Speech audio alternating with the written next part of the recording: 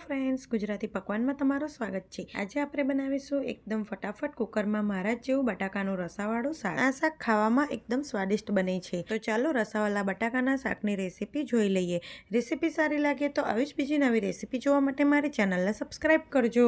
तो शाक बनाववा माटे अहींया मैं मीडियम साइजना 4 થી 5 बटाका लीधा छे। बटाकाने मैं अहीं छोली लीधा छे।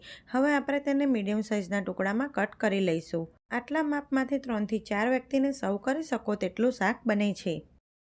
बटाकानी छाल उतारीने बटाकाने तमारे पाणीमां राखवाना एटले ते कारा ना पड़ी जाय। तो मैं अहीं बधा ज बटाकाना टुकड़ा करी लीधा छे। हवे आपणे शाकनो वघार करीशुं। तेना माटे एक कुकरमां 3 થી 4 ટેબલસ્પૂન जेटલું तेल गरम थवा दईशुं। तेल गरम थाय एटले तेमां आपणे 1 ટેબલસ્પૂન जेटली राई नाखीशुं।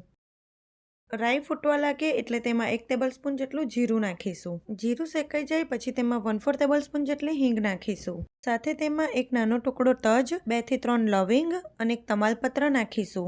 પછી થોડાક મીઠા લીમડાના પાન નાખી 1 થી 2 મિનિટ માટે સાતરી લઈશું। અહીં તમારે ગેસની ફ્લેમ સ્લો ટુ મીડિયમ રાખવાની। જો અહીં તમારી પાસે સૂકા લાલ મરચાં હોય તો 1 થી 2 નંગ જેટલા નાખી શકો છો। બધું સારી રીતે સતળાઈ જાય પછી તેમાં અડધી ટેબલસ્પૂન જેટલી હળદર નાખીશું। સાથે જ તેમાં જે બટાકા કટ કરીને રાખ્યા છે તે ઉમેરી દઈશું અને 1 થી 2 મિનિટ માટે બટાકાને સ્લો ટુ મીડિયમ ફ્લેમ પર સાતરી લઈશું।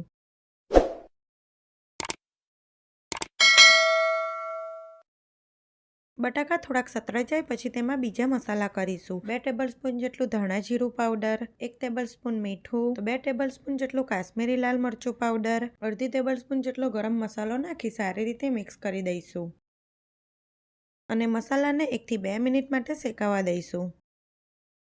मसाला शेकाई जाए पछी तेमां 1 कप जेटलुं पाणी नाखीशुं अने तेने मिक्स करी उकळवा दईशुं। आ रीतનું पाणी उकळे પછી કુકરનું ઢાંકણ ઢાંકી 2 વિસલ વગાડી લઈશું। અહીં તમારે ગેસની ફ્લેમ સ્લો ટુ મીડિયમ રાખવાની। કુકરની 2 વિસલ થઈ ગયા પછી ગેસની ફ્લેમ બંધ કરી દઈશું અને કુકરને થોડુંક ઠંડુ થવા દઈશું। કુકર થોડુંક ઠંડુ થયા પછી આપણે તેનું ઢાંકણું ખોલી લઈશું। પછી તેમાં 1 ચમચી આમચૂર પાવડર નાખીશું। આમચૂર પાવડરની જગ્યાએ તમે લીંબુનો રસ પણ નીચવી શકો છો। સાથે જ તેમાં 2 થી 3 ટેબલસ્પૂન જેટલો ગોળ ઉમેરીશું અને બધું સારી રીતે મિક્સ કરી સ્લો ટુ મીડિયમ ફ્લેમ પર 1 થી 2 મિનિટ માટે થવા દઈશું। અહીં મને શાકમાં રસો ઓછો લાગે છે એટલે 1/4 કપ જેટલું પાણી ઉમેરું છું। તો અહીં આપણું બટાકાનું રસાવાળું શાક બનીને બિલકુલ તૈયાર છે। આપણે ગેસની ફ્લેમ બંધ કરી દઈશું અને ઉપરથી થોડાક ફ્રેશ લીલા ધાણા નાખીશું।